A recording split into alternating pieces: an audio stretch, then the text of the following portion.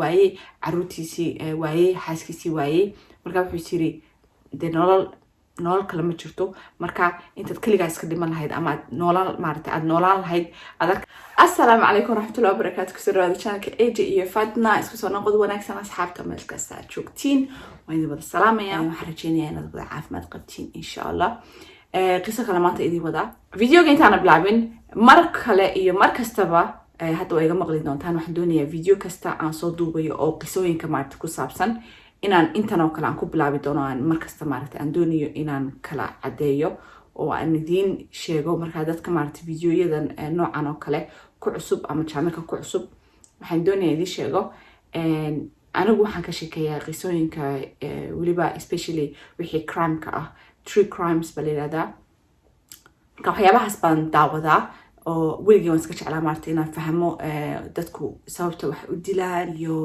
qisooyinka waxyaabahaas ku saabsan oo dhan marka dadka anaga nagu xidhan waxaasay ka heleen waxyaabahaasay xiiseeyaan marka anaga dadka nagu xidhan maadaama ay waxaan anaguna xiiseeyo aan isla xiiseyno marka waqti baan isla qaadayna sheekadan aan uga sheekeynaya iyaguna way dhegeysanayaan marka dadaan dadkaa ka mid ahayn igana noqo sorry you know waxyaabo kale aad YouTube ka heli kartaa marka qisooyinka marka aan ka sheekeynayo waxay ku saabsan yihiin inta badan si xun bay u dhamaadaan marka insha Allah waxaan jeclaanayaa inaad videoga daawatid ama wax ka baratid ama daawatid qaar kale oo aan duubay insha Allah maanta case-ka aan ka hadlayno wuxuu yahay case aad iga yaabiyey oo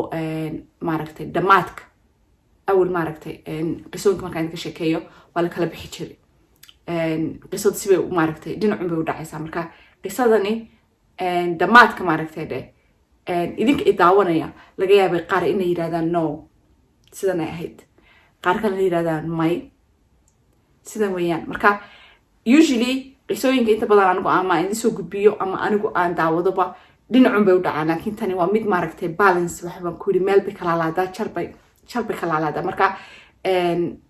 adaa ogaan doona maaragtay waxyaabaha aad arkaysid inay siday u dhaceen inay saa tahay inay saa ahayn marka waxaan arki doonaa saan anigu maaragtay u arko baan idin wadaagi doonaa insha Allah dhamaadka sheekadan idinkuna please haddaad maaragtay kari kartaan xag hoose dadka maaragtay usoo bandhiga idinkuna marka aynoo bilaabo sheekadan waxay ku socotaa laba qof oo isqaba oo saddex caruur isu lahaa marka waxay kala ahaayeen April iyo waa la oran jiray iyo Mike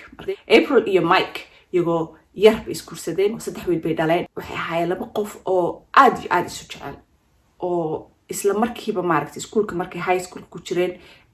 jacaylkooda halkaas ka abuurmay iyagoo 19 jir iyo 18 jir ah bay iskursadeen intaanan idinka sheekeyn maaragtay guurkoodaba waxaan doonayaa inaan in yar idinka sheekeeyo April gabadhan hooyadan April yiraahdo marka sheekadeeda baan in yar sid maaragtay aad sheekada inta dambe maaragtay aad u fahantaan bayada gaar ahaan baan idinka sheekeynayaa ninkeeda Mike wax badan kama ogi laakiin qisadan waa fahmi doontaa waxyaabo badan baa maaragtay baad ka fahmi doontaan maadaama aad ogtihiin waxyaabaha April ku dhacay nolosheeda inteenan iskursan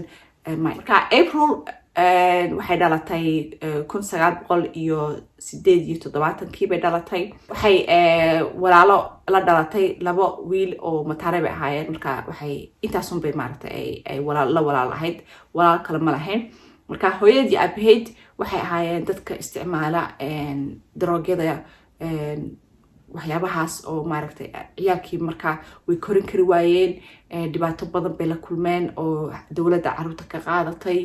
maadaama caruurtii ayna kori karin oo ay mas'uulka ahayn oo qof dad maaragtay 24 hours maaragtay ismudaya droga isticmaalaya ciyaalka laga qaaday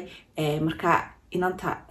caruurta dhashay hooyadeed iyo aabaheed baa maxkamadda geeyay maxkamadii baa maxay isla tageen waalidkii dhalay marka oo iyagu waaweyn ah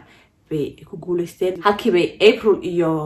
labadeeda walaale mataanaha waxa korsaday ayadeed iyo awgeed baa soo koriyay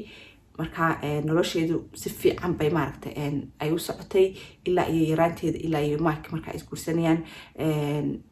waxa jaamacadda ka soo baxeen markii jaamacadda ka soo baxeen way iskursadeen markii high school ka markay dhameeyeen way iskursadeen saddexda caruur isu dhaleen kabacdi waxay isla qaateen nolol fiican oo maaragtay ay laba qof oo isfahmay ay noqdeen guriba iibsadeen Mike-na shaqooyin fiican buu helay oo mar ahaa kuwan dabka damiska ah oo maaragtay Mareykanka aad baa loo sharfaa dadkaas oo laga dambeeya maadaama ay dadka maaragtay de naftooda u hurayaan guridan oo dumaya bay u cararayaan marka gaar ahaan Mike 11 September 11 meeshin garasat New York daarihii dhalinyarada berigii la qarxiyay buu ka mid ahaa dadkii maaragtay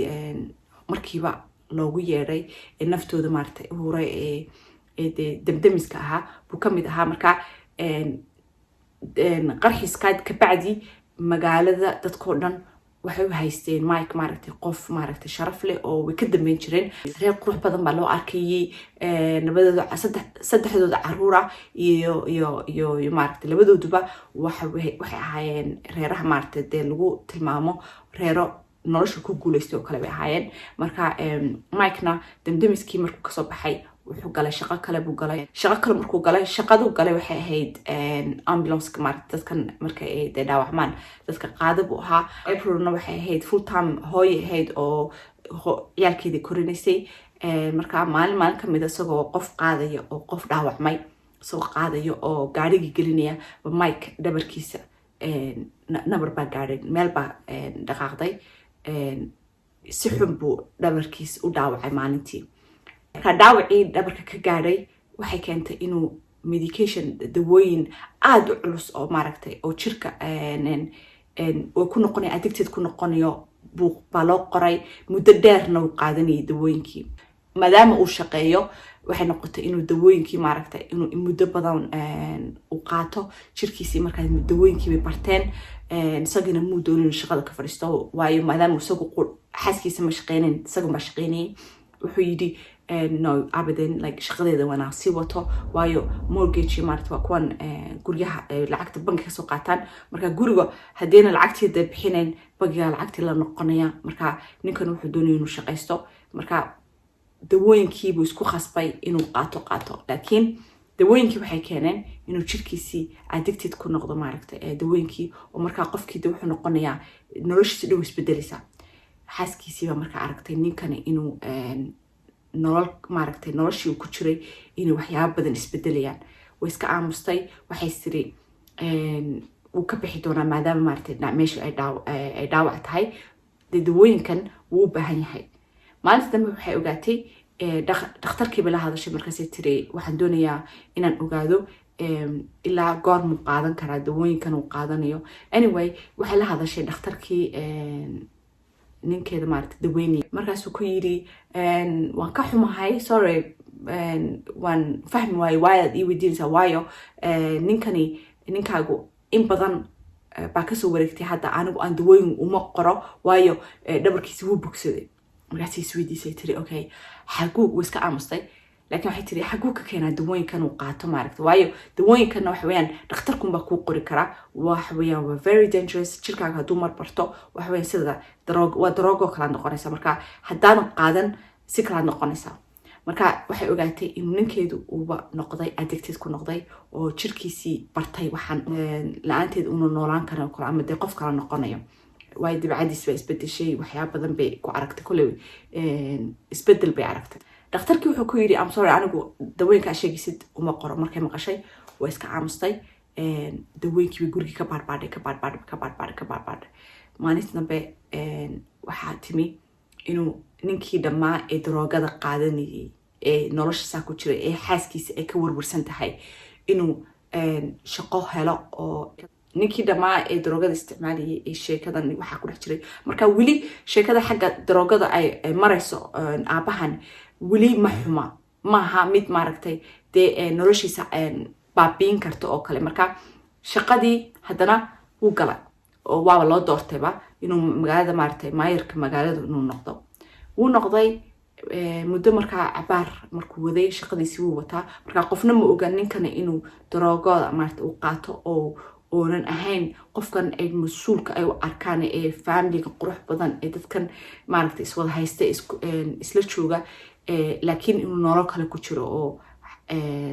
waxyaabo badan ayagu dee jeclaan lahayn maaragtay inuu sameynayo maalinta dambe waxay ogaatay xaaskiisii inuu wuxuu bilaabay inuu jirkiisii inuu gariiro waxa ku dhacday inuu gariiro oo xanuun baa ku bilaabmay ninkii waxayna ogaatay markuu dawooyinkan la iska badiyo sababtaasaa keenaysa maalinta dambe waxay ogaatay dawooyinka qofka u keenaba inuu yahay wiilkeeda ugu weyn iyaga curidkooda inuu noqday curidkoodana wuxuu bilaabay markaas qalqaalib uu noqday iskuulkii umaba soo jeedaba wuxuu soo jeedaa inuu suuqa wareego caruur xun bartay marka hooyadii waxay arkaysay waxyaabaha way arkaysay waxay islahaydun waxa weeyaan ilmo yaro teenager de hadda maartay wuxuu galay waqtigii marka waxa weeyaan 15 jir weeyaan 16 jir marka wax warware saas maartay de ma aragto laakiin maalinta dambe waxay ogaatay inuu ninkeedu inuu inankan ay dhaleen inuu dawooyinka u keenaba wiilkan marka maadaama uu dadka maartay suuqii dhex galay inuu suuq ka soo helo marka wiilkiisii wuxuu geliyay khatar wuxuu ogaaday wiilkiisii inuu la socdo kuwa daroogada ila iibiya marka normally aabe waxaas ma sameeyeen laakiin ninkani inankiisii uu la saaxiibay wuxuu yiri aabe dawooyinka ay keen inankiina wuu keenay marka secret weyn buu maartay inankana qarinaya laakiin hooyadii markay ogaatay inankeedu inuu waxa ku jiro way u qaadan weyday go'aan bay gaadhay waxay tiri ninkeeda bay la hadashay waxay tiri khalaas anigu sidan kuma soconayo waa in maartay in wada kala marno anigu hadda saas kuma jirto marka saas iyagoo ku jiro oo inankoodiina waa kan de yaala suuq la socdo aabihiina daroog qaatay guriga ay ku jireenna dhibaato kale u keenay oo mortgage-kii ay bixinayeen lacagtay guriga ka bixinayeen show ninkani daroogadan buu soo iibsadaa oo lacag guriga kama bixiyaba marka hooyadani guriga iyadunba maartay guriga ka masuulshahay laakiin waxaan dhaqaalaha guriga iyo de bilal kala bixinayo ninka maartay waxaas u gaara waxay ogaatay in bangigooda uu maran yahayba ninkani waxba una haynba gurigii markaa bangii baa la noqday reerkii waxay noqdeen bilaa guri inankoodii ciyaala suuq noqday oo iskuulkii lagu karayn aabihiyo daroogista ah oo marba meel ku suuxaya ama haddana maayirka magaalada ah waxay sameeyeen markii dambe meel yar bay heleen oo meel caravan meel xasaasa meel bay degeen guri aan ahayn gurigoodii oo kale marka hooyadan wili gabadhan xaaskiisu wili waxay isleedahay maartay maadaama ninkan ay jeceshahay waxay isleedahay waad bedeli kartaa marka waxay isleedahay waqti si inanka yarna waxay isleedahay nolosha maartay wala qabsan doona wuu ka bixi doona marka wili waxay isleedahay waxbaad bedeli kartaa laakiin maalintii dambe waxay aragtay inankeedii oo baashi maarin isaguna daroogadii isticmaalaya de hooyadan marka gurigeedii bay loo gareysay aabihii baa sidaas ninkeedii baa maartay daroogista ah inankeedina waa ka ciyaal suuq ku jiro de nolol kale galay gabadhii waxay noqotay frustrated ma noqotay aad bay u murugaysnayd laakiin haddana waxay isleedahay waad ka bixi doontaa waxan maalinta dambe waxay aragtay wiilkeediyo baashi cabaya daroogada caadiya marka xasuusta April hooyadii aabaheed baa noloshaas ku jiray oo iyada hooyo iyo aabe kumay agtooda kumay soo korin oo adduunka ugu neceb tahay wax darooga ah marka iyada waxaan daroogadan dhibaatada daroogada si gaar ah iyada u taabanaysa waayo waa waxa maaragtay nolosheedii markay yarayd bedelay oo marba maaragtay ay maxkamadda isla tagayeen ayadii hooyadood ay maxkamadda isla tageen si ciyaalkaas loo badbaadiyo marka iyadu waxay og tahay in daroogadan ay nolosheedii hore soo baabisay caruurnimo ah haddana ay ku weyday hooyadii aabaheed ay ku weyday haddana marka waxay ka dhex arkaysaa inay nolosha dib tii ugu soo noqotay tii caruurnimada ay ku jirtay haddana iyadoo weyn caruurteediina maaragtay inay ku dhex jiraan aaba daroogeysta ah iyo nin weyn xaafadda wadaba inankii ugu weynaa oo isaguna daroogada isticmaalaya marka iyagoo nolosha ku jira ba waxay tiri si aad maaragtay ninkaaga u badbaadisid shaqadan maayirka horta ka fadhiisto waayo been baad sheegaysaa oo kale de laba nolol baad ku jirtaa iyadoo familygaaga ay burburayaan baad adiguna magaalada maayir u tahay oo dadka maaragtay community aad leedahay waxbaan dhisaya waxbaan hagaajinaya oo dadkan ilaalinaya marka waxay isla soconaya maaragtay maaha marka waxay ku tiri haddaad shaqada ka fadhiisan weydid anaa ku ceebeynaya anaa runta sheegaya waxaad ku dhex jirtid iyo nolosheeda saad nolosheena u baabiinaysid iyo waxaad samaynaysid haddii kale anaa kala soo istaagay intaana samayn adigu shaqada ka fadhiiso marka waxay ku khasabtay ninkeeda inuu ka fadhiisto magaalada maaragtay dee maayar maadaama uu yahay shaqada ka fadhiisto oo uu iska daayo shaqadii uu iska daayay marka iyadu waxay leedahay ninkan shaqada markuu ka fadhiisto waxaan hadhowto ma ciboobaysaan ceebtiina dib uma soo baxayso marka weli waad caawin kartaa ninkii marka shaqadii ka fadhiistay marka ninkii waa shaqo la'aan gurigoodu watay mar hore ay u ka lumay inankoodiina waa kana maalin kasta dhibaato keenaya oo maalin baa xaafad isagoo suuxsan oo loogu yeerayo iyagii isma fahmayaan isagii waa kana marba isaguna suuxdimona uu ka qaaday dawadan awgeed buu mar gaarigii guriga jirsiiyey anyway hooyadii gabadhii April xaaskiisii go'aan bay gaadhay waxay tiri no way noloshan kuma sii jirayo waayo xasuusta April yaraanteeda hooyadii aabaheed iyaguna daroogada isticmaal jireen waatay korin kar waayeen ay dawladdu ka qaaday nolosheeda halkaas markii maaragtay ay murugada ay markaa haysa waxay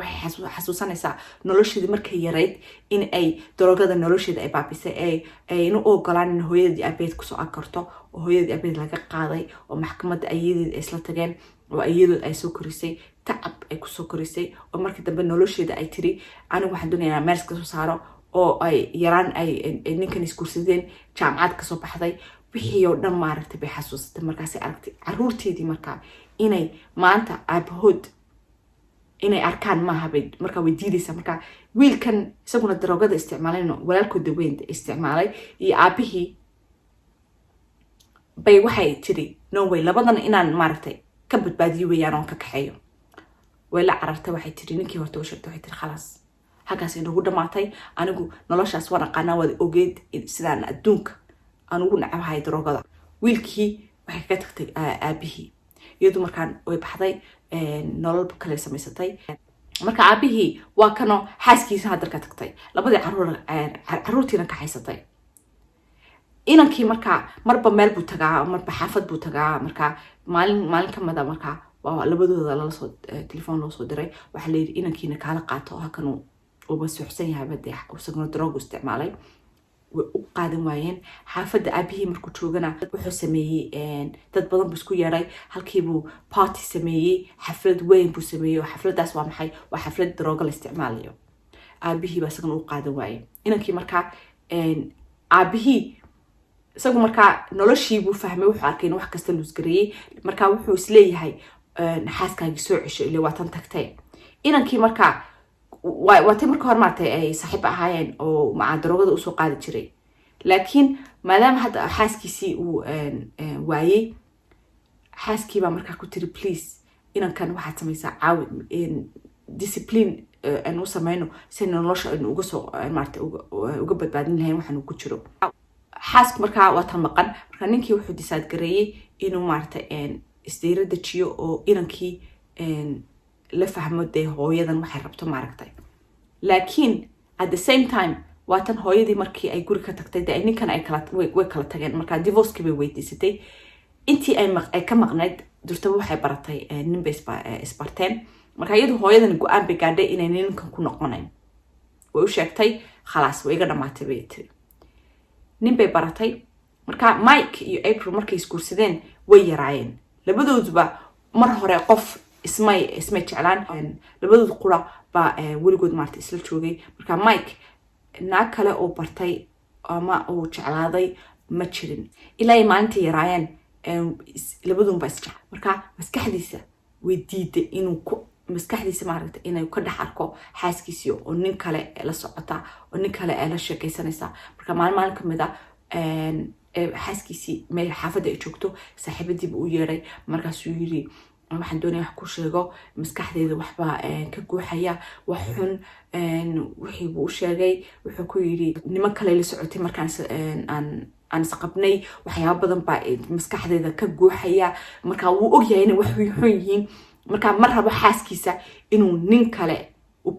ku dhaafo marka wuxuu leeyahay wuxuu ku yiri anigu umaba arki karoba maba noolaan karo iyo la'aanteedo kale marka xasuusta waxaas aan sheegayo waa sheekadu waxyaabo badan baa markaa aad fahmi kartaan ama dee idinkaa disaad garayn kara. markaas wuxuu ku yiri saaxiibadii wuxuu ku yiri I know waxaan aan ka sheekeynayo waa wax madow laakiin waa wax maaragtay fool xun. I know inaan dhicin laakiin maskaxdeeda waxaas ku jirta inaan u ogolaan nin kale inay raacdo mana aqbali karo mana si noolaan karo haddayna aniga ila joogeen inay noolaato inaan anigu noolaaday waxaas maaragtay toos ugu sheegin laakiin waxaas ku dhacay. markaas wuxuu yiri laakiin waan sugayaa iska noqday marka wax kale kuma oran wuxuu doonayay inuu sheego saaxiibadii inuu xaaskiisa rabo laakiin inuu aqbalin nin kale la socoto. gurigii ku noqday maalin kamida marka waa kanoo dee xaaskiisa doonayay inuu soo ceshto. waa taan sheegay maalin kamida marka wiilkoodii baa telefoon loo soo diray layiri kaale xaafadan ka qaata meeshan halkan daroogeedu isticmaalay. labadoodii baa yimi inankii bay soo kaxeeyeen. marka labadoodii aabihii iyo hooyadii wiilkii bay soo kaxeeyeen. waxaa la yimi guriga Mike. marka aabaha gurigiisa la yimi oo ay doonayaan marka wiilkooda la hadlaan ay yiraahdaan like what is going on. intana marka hooyadii iman aabihii baa marka wiilka la joogay. marka guriga dhexdiisa macaa aabihii daroogu ka helay way party guriga ku samaystay inuu waa inaan aad u fudud. aabihii marka wuxuu sameeyay wuxuu haystay kuwa maartay skinada leeyahay kun police maartay galabada gacmood ay ka xiraan dadka halkan. kaas buu aabihii soo qaatay oo inankii buu intuu fadhiisiyo labada gacmood xagga dambe buu ku xiray meel buu fadhiisiyo ku xiray police-na uu ku yeeray waayo maadaama uu daroogo ka helay daroogana isticmaalo sharcigu waxay sheegaysaa maartay inaad qofkaasi khalad buu sameeyo kale wax weyn waa sharci baad jabisay. marka aabihii dhamaa iyo hooyadii waxay go'aan bay gaareen inay inankan booliiska u wacan u yeeraan. marka waxay doonayaan inankooda inuu jeelka tago oo dee cashar maaragtay soo qaato maadaama sharcigii uu jabiyey. marka aabihii marka wuxuu isleeyahay ka yara baji uun marka suu maaragtay dee waxaan u joojiyo. booliiskii baa yimi gurigii markuu booliiska yimi waxay ku yiraahdeen haddadaas right now waxaan samayn karo insha Allah maaragtay waxay noo noqonaysaa Monday xafiiska keena. xafiiska markaas atimaada man go'aan gaari doonaa aan wareysan doonaa ama de reportka aan wax qaban doonaa. marka booliisku wuxuu ka tagay wiilkii wili gacmihiisa xagga maaragtay ka xiran. gurigii marka uu ka tagayo waxa jooga hooyadii iyo aabihii iyo sidoo fadhiga oo meel gacmihiisa maaragtay ay xirxiran yihiin. cabaarka bacdi wiilkii waa gurigii ka cararay wuxuu tagay neighborka isagoo qaylinaya jaarka guriga ay joogaan. markaa unbuu jaarkii ku garaacay soo baxa aabahay hooyada way isku qaylinayaan soo carara. okay cabaarka bacdi neighborkii maaragtay dadkii jaarka ahaa gurigii bay yimaadeen inankii bay soo raaceen. waxay heleen hooyadii iyo aabihii oo qolka labaduba ay saa u yaaleen oo ay dhinteen. marka isla markiiba aabihii buu dhintay. aabihii waxa loogu yimi isagoo meyd ah. hooyadiina way meel bay ag jiiftaa iyaduna laakiin iyadu istaghfirullah marka may dhiman iyadu laakiin hooyadu weli way neefsanaysaa laakiin way isla maqan tahay weli naftaa ku jirta uun. hooyadii baa lala cararay hospitaalka la geeyey. aabihiina meeshii baa isla markiiba booliiskii u yimaadeen wixii oo dhan bay eegeen. inankii markaa dibadda waxay ugu yimaadeen booliiska isagoo weli gacmihiisu ay xirxiran yihiin wiilkii oo dee neighborkii la taagan. booliiskii baa markiiba isagana way kaxeeyeen. meeshii bay investigation bay ku sameeyeen wixii oo dhan bay eegeen. meeshii xabadu taalo meeshii xabada kaga dhacday soo wareeg qaateen wixii oo dhan way diyaarsadeen. wiilkiina isla markiiba waxa la geeyay meeshii maartay la wareysanayay. waxay ku yiraahdeen deesay wax u dhaceen. uu sheegay wuxuu ku yiri booliiskii igu yeereen maanta sababtaas hooyadii u joogtay waayo hooyadii aabay isla madagana laakiin waxay doonayeen inay igeeyaan booliiska. marka laakiin booliisku wuxuu yiri Monday Isniinta baad keeni doontaan hadda laakiin waan dib u noqonayaa waxyaabo kale ay yaala. cabaarka bacdi hooyadii aabay waxay yiraahdeen waan wada sheekaysanaa qolkay galeen. cabaarka bacdina waxaan maqlay hooyadii oo qaylinaysa oo le help me markaasaan arkay markay iyagoo isku qaylinaya isdagaalaya. waan soo cararay gurigan ka soo baxay. jaarkan u imi jaarkan ku yiri hooyadii aabahay way isdagaalayaan please kaale hooyadii ka reeb aabahay waxbuu ku sameynayaa. jaarkii waa soo cararay. jaarkii baa marka wuxuu yiri ninkan jaarkiisa waa galay gurigii ninkiina wuxuu u yeeray telefoonku garaacay booliiskii u yeeray waa timaadeen anu markaa ma garanay wax meesha ka dhacay markaa wiilku gurigii muuba gelinba laakiin markii la yidhi waayaad gacmahaada uga xidhan tahay wuxuu yidhi aabahay baa ka xidhay wixii uu sheegay wuxuuna ku yidhi markii ay doonayeen furaha inay ka furaan wuu tilmaamay wuxuu yidhi TV-ga kabarka hoose buu furuhu yaalaa markaa booliisku waxaasoo dhan way qoranayaan mogta wax kasta way qoraan okay waxa la yidhi okay waad garanaysaa furu meesha yaalin haa ninkii wuu tegay furigu kasoo qaatay waa laga furay inankii markii la wareysanayo ma ooyayo qof la yidhi hooyada aabaha hadda maaragtay dhe hooyadana waxay ku jirtaa hospitaalkay ku jirtaa laakiin aabaha wuu dhintay noo sheekee maaragtay maxaa dhacay marka inankii wax naxdin ah oohin waxba kama muuqato wuxuu ku leeyihiin saas u dhacday markaas leeyihiin listen 3 nin guriga joogay qof unba ka nool maanta oo wax noo sheegi kara waana adiga marka runta noo sheeg ma aabaha intuu hooyada dilay baa adiguna aabaha dishay mise labadoodaba adaa dilay markaas wuxuu isleeyahay wiilku wuxuu leeyahay ma dhici karto waayo anigu qolka maba gelinba mar allaale markaan maqlay hooyada oo qaylinaysa baan taf soo cararay markaas ku yiraahdeen okay suurtagal maaha inaad maaragtay maqli weyday in xabad ay dhacdo kale marka wuxuu yiri anigu saasaan soo cararay markaas su'aal kale weydiiyeen waxay yiraahdeen markii aad cararaysay intaad maaragtay guriga markaad ka soo baxday intaadan gaarin neighborka intaadan gaarin jaarka intaadan gurigiisa tagin miyaadan maqal xabad dhacaysa waayo wiilkii markii la wareysanayay mu ogeyn in hooyadii aabihii inay xabad maartay ku dhacday wuxuu yiri miyaa la shoot garay like whiswiti markaa diguna taasi ka shakiyeen markaasuu isagu uu ku adkaystay wuxuu yiri no way xabad dhacday ma maqal maana joogin markii day xabad ku dhacaysay ama dhimanayeen qolka isla galeen taas ay ugu dambeysay iyo hooyada ay qaylinaysa mar alla markaan maqlay hooyada ay qaylinaysa waa soo cararay waxaan u imi jaarkan u imi jaarkina iyaga arkay oo helay aabahay iyo hooyaday oo dhulka jiifa taas intii buu dhaafi waayay family baa loogu yeeray isaga abtigii baa loogu yeeray oo la yiri please runta sheeg inankii nakata wuu diiday inuu wax kale yiraahdo wuxuu yiri anigu xabada ma ridin hooyadii aabahay ma dilin marka waxa isweydiin leh booliisku marka waxay leeyihiin inkastoo uu gacmihiisa ka xidhnaa maadaama uu ogaa furuhu meesha yaalin wuxuu samayn kari lahaa markii sii jeesto oo gacmihiisa weli xidhan yahay intuu furaha soo qaato markii la qolka galeen buu intuu furihiisa ka furay hashi birti ku xidhnayd buu maadaama uu guriga aabihii uu joogay uu ogaa xabad meesha taalay baaskooladu meesha taalay intuu baaskooladu soo qaaday hooyadii aabihii toogtay maadaama ay doonayeen inay booliiska u geeyaan oo ay xidhaan marka booliisku waxaas iyagu isleeyihiin taasay doonayaan booliisku ka dhaadhiciyaan no waxaad samaysay waad furtay maadaama aad ogeyd furaha furayaasha meesha yaalin waad furtay waad saas ku masuuri no ma kicin meesha kama kicin markaan soo kacay waa markaan cararayo guriga ka cararayo laakiin intaan dhexdeeda ma arkin ta kale waxa la baaray gacmihiisa waayo qofku markuu xabad rido powder baa ku reebma gacmaha xabada markaad aad saa u taabatidba gacmihiisii waa la baaray wax powder ah waa laga waayay waxaana suurtagal may noqon waayo maadaama uu gacmihiisa xidhnaa dee qof gacmaha xidhan laba qof ma toogan karo ta kale waxa la baaray markiiba xabadu meesha ay ka gashay aabaha iyo hooyada aabaha isagoo sii jeedaba xagga dambe xabada kaga dhacday marka qof isdilaya ama qof isagoo xabada hooyada ku dhufatay ama isagoo isku dhuftay way suurtagali weyday markii la baaray waxa la yidhi waxa solution kale ay arkeen waxay yiraahdeen solution maaha sida kale u arkay waxay yiraahdeen laga yaabay aabuhu intuu hooyada dilay isaguna isdilay marka booliisku markiiba intaynan weli helin maartay barbaarin waxay yiraahdeen saas u dhacday laakiin markii meedkii ay qaadeen oo baaritaan lagu sameeyay xabadu meesha ay ninka ka gashay way suurtagali weyday maaragtay wuxuu wiilku ku hadlayo waayo markii hore waxay islaayeen aabahana intuu hooyadii dilay isaguna istoogtay marka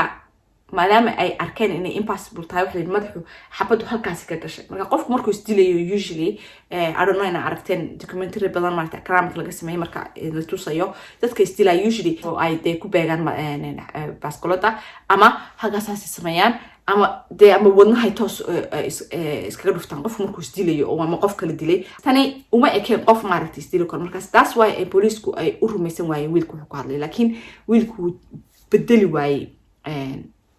sida maarta uu wax u sheegayo wuxuu yiri anigu no hooyadii abahay ma dilin marka maadaama uu wax qiiro ayna ka muuqnaa wajigiisa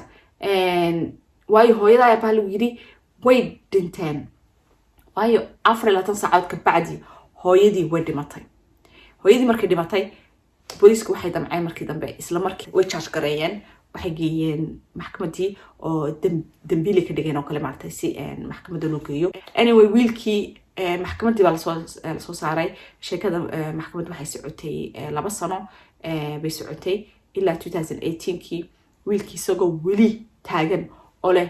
no anigu hooyadii abahay ma dilin booliiskiina markaa wax cadeyn ah aan ahayn waxaan ay sukeen keeneen mooyaane way ka waayeen wiilka dhiig baa laga waayay waayo qofku hadduu qof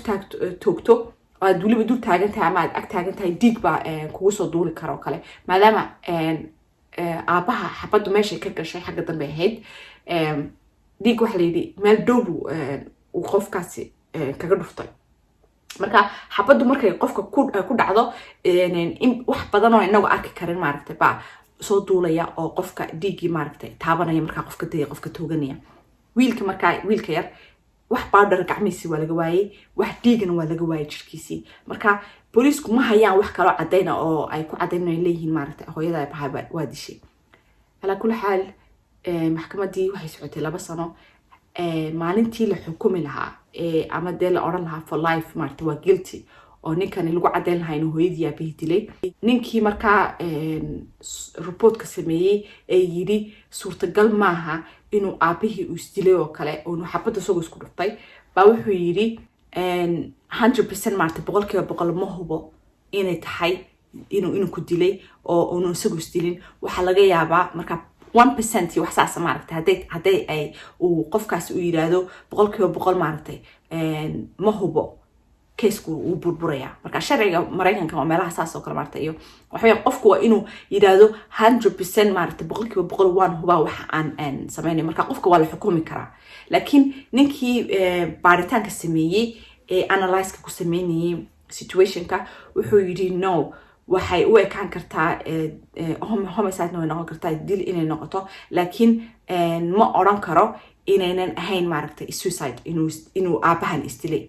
maadaama uu saayiri hada saacado ka hor inta wiilka la xukumi lahaa wuxuu yiri waa ka noqonaya marka dhakhtarkii wixii uu soo bandhigay maadaama uu yiri 100% ma hubo inuu isagu isdilin halkii bay ku baabaaday wixii oo dhan chargerkii maartay wixii de dambeelihii loo haystay iyo waxyaabihii oo dhan halkii bay meesha ku burbureen wiilkii judge-kii waxay noqotay in halkii lagu fasaxo oo la yiraahdo free man baa tahay oo de police-kii halkii waxay ku khasaareen 2018kii bay 2 sano baa ka soo wareegtay hadda markii la soo fasaxay oo la yiri de waxba lagu ma hayo ma cadeyn karo inaad hooyada aabaha dishay marka laakiin xagga police-ka weli waxay u haystaan wiilka dambiile marka waxay yiraahdeen waan kama hari doono waan cadeyn doonaa inuu wiilkani inuu hooyadii aabihii dilay wiilkina wuxuu taagan yahay maya anu ma dilin wax cadeyna ma haystaan the only thing ay ku haystaan waxa qura ay booliisku wiilka ay ku eedeynayaan waxa weeyaan wax maaragtay qiira ah wajigaaga lagama arkin way qof la yiraahdo hooyada aabaha way dhinteen waxay yiraahdeen maadaama waliba 17 jir ahaa wuu yaraa waxay yiraahdeen normally inuu waxay ahayd oo ooyo oo ta kale wuxuu yiri anigu xabad ma maqlin laakiin anigu waxaan isiri maadaama uu ordayay markuu maaragtay xabadu ay dhacaysay inkastoo ay booliisku hadana ay test sameeyeen oo ay guriga xabad ka rideen hadana iyagoo dabada taagan waxay yiraahdeen impossible weeyaan inuu maqli karo waay even isagoo ordayay maca laakiin hadana hadduu ilma yar yahay maarta oo dadana uu naxsan yahay uu ordayaa sanqadhi maarta uu sameynayay badan maarta marmar ma maqli kartid I don't know laakiin anu taasaan arkaa waxayna yiraahdeen ta kale waa maadaama uu duubnaa khasab saga soo gacmeyntu iska saaray wadana toogtay aabihi marka iyagu waxay u maleynayaan inuu aabahu intuu toogtay hooyadii isaguna aabihi toogtay marka idinku soo aragtaan sheekadani wallahi link horta way nisoo dhigi doonaa insha Allah dadka wala biyo doonta bisinka maanta biyo soo qaadan usually biyaha ka soo dhigtaa markaan idin sheekeynayo laakiin insha Allah marti link xaqa soo idin soo dhigi doonaa insha Allah akii sheekadan marti aniga aad bay yaabisay anigu waxaan ahay kooxda leh wiilku mudilin I don't think inuu delay wiilku hooyadii aabihi markaan waxaas leeyahay aabaha maartay aabaha delay xaskiisa hadhowtana saga xabada isku dhuftay laakiin inkastoo hadana impossible tahay waay wax la yidhi ma xabada maartay toos uma qaban kartid waa inaad baaskoolada aad toos ka dhigtid marka aad istooganaysid ama saas marka wax la yidhi ma suurtageli karto sidoo isu toogtay marka anigu inkastoo hadana aan si fiican uma arkin maartay wax sheegaya laakiin hadana ismalihi inanka dilay waayo aabahana waa tuu markuu ogaaday xaaskiisii inay ka tagtay ay nin kala raacday iyagoo yaraantoodana ay isbarteen ay weligood maaragtay isla socdeen markuna ninkaasi waati gurigiisii waayey caruurtiisii waayey xaaskiisii waayey marka wuxuu yiri de nolol kale ma jirto marka intaad kaligaa iska dhiman lahayd ama aad noolaan lahayd aad arki lahayd xaaskaaga nin kale wadwato isdil adiguna yadana dil adiguna isdil marka sheekada saas arkaa wiilkii laakiin hadda sa wiil waa free anigu waxaan isleeyahay marka anigu waxaan arkaa wiilku inuu maartay de xaq darro loo xiray intii uu jir ku jiray maadaama uu martaba ka soo baxay hadana uu free yahay laakiin wili waxaas madaxa ka saaran yihiin noloshiisii kale maartay hadda way isbedeshay labadii sano hadda wuxuu sameeyay jaamacad buu galay wuxuu doonayaa inuu noqdo lawyer oo doonayo dadka sidiisoo kale maartay inuu difaaca hadhowto laakiin booliiskii waxay yiraahdeen weligeena kama hareyno waxaan marun baan keeni doonaa maxkamadda oo aan doonaynaa inaanu xabsiga gelino marka ninkii shariifka magaalada arintaas ku maqan yahay marka idinku soo aragtaan waxay isleedihiin aabaha dilay hooyada bise wiilka dilay oo labadooda maadaama hooyadii aabihi ay doonayeen inay jeelka geeyaan oo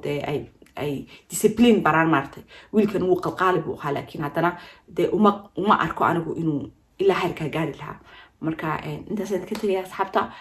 maanta intaas inagu eg tahay insha Allah kulan dambe